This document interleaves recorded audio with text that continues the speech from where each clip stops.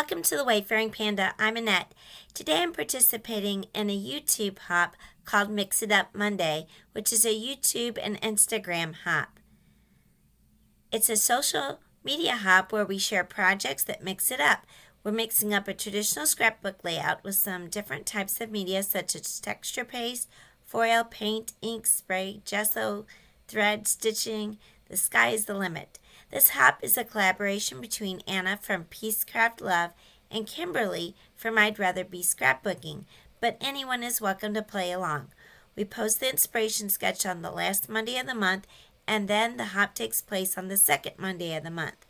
So I'll put a picture of the scrapbook page that we're using as our inspiration.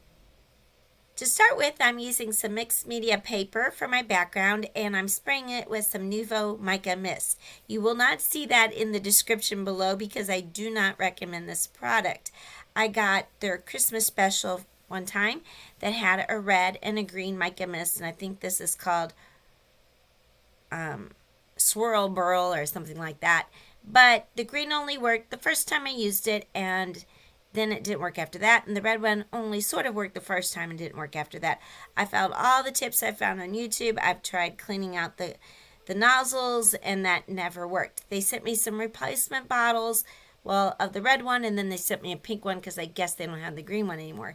And neither of those work. So what I'm doing now is I just poured some into these spray bottles I got from Hobby Lobby, and I'll spray it on my paper, and then I'll dump it back in the original bottle and clean this out for the next time, and that's how I'm going to use up my bottles. So check with other people to find out what art sprays do work well. Now, the sketch we're using today was found by Anna on Pinterest, and it came originally from a French blog, so I'll put the link in the description below. Since we're mixing it up, I decided to do the 3 fishtail banners that you can see that looks like they should be different pattern papers. I'm going to use a stencil with these kind of bead looking stems instead, so it'll kind of have a vertical look to it. And then I'm going to use regular paper for the other two that are kind of look like maybe vellum in the picture. So I'll use regular pattern paper for that.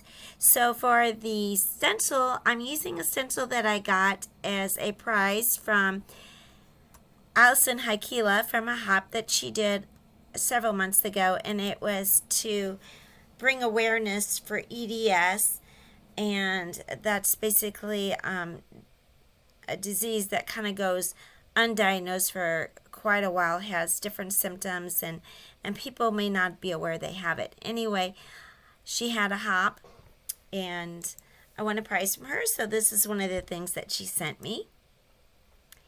And I'm just using this Nuvo. Again, with the Nuvo products, they dry up, but I've had this one for quite a while. And this, I think I got at the same time because it kind of goes along with that spray that I used.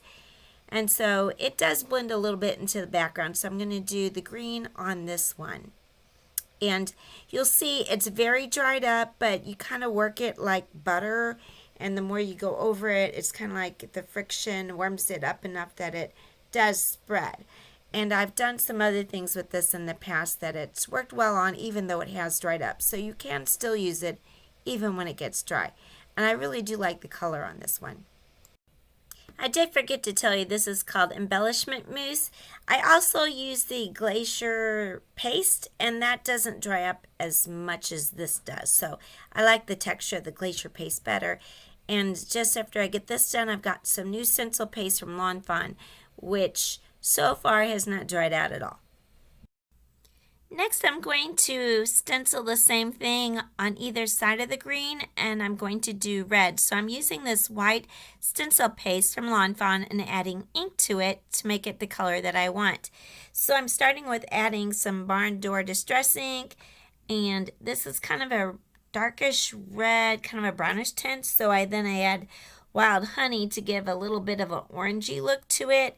And then I also added some black soot to darken it up, because even though the barn door was pretty close to the color I wanted, by the time you add it to the white paste, it turned kind of salmon color. So I wanted to add a little bit dark orange tone to it and also darken it up.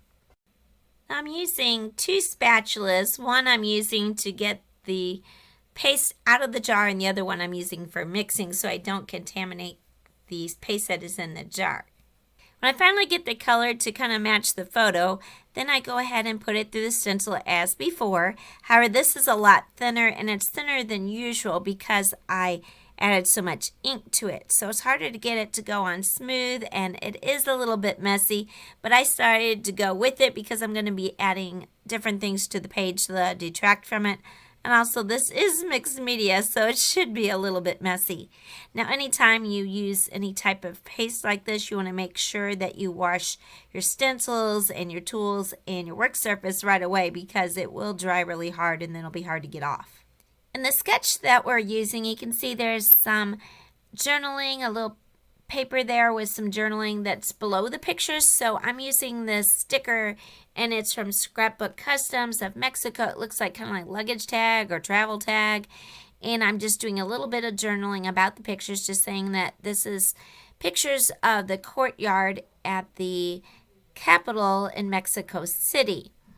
And it was the only place I really seen much that was green. Everything there was mostly concrete or desert. So there wasn't a lot of greenery in the area. Also, there's a lot of pollution. Every morning we'd look outside and it was real hazy because of the pollution. While my paste was drying, I went ahead and got all my paper ready, and I had already backed my photos. So I'm just using my ATG gun to attach my fishtail banners, and it's the ones in the inspiration page that's just kind of white that I'm using it with my pattern paper. And this paper came from an old set of Echo Park called WildWest, but it's from 2017, so this is no longer available. Then I'm just attaching my pictures, which have already been mounted on some cardstock, onto my paper. And so this is 3 of them like they do in the photos, but my pictures are bigger, so my rendition of this sketch is a little different, so I really mixed it up. So my pictures are not the same size, but I'm just arranging them so they kind of go a little bit like the sketch. Finally, I add my journaling, and I put that over to the right hand side because I didn't want it under the left hand side because that would cover up the little bit of fishtail I had. So I put it over on the right hand side, and then I'm just using these stickers from EK Success that are different kinds of cactus, and that kind of goes with the colors that I'm doing, and of course goes with the cactus in the pictures. And I kind of put them around generally how they are in the sketch, but it's a little bit different because of course my photos are taking up more space, and also my cactus are a little bit different shapes than the flowers. I hope you enjoyed this video. If so, please give it a like. And if you're not already a subscriber, I'd really appreciate if you subscribe to my channel. I'll have a list of all the products that I'm using in the description below. Some of these will be affiliate links. They don't cost you anything extra to use, but I do get a small commission if you shop from using those links. Also, I have a list of all the other participants in the hop.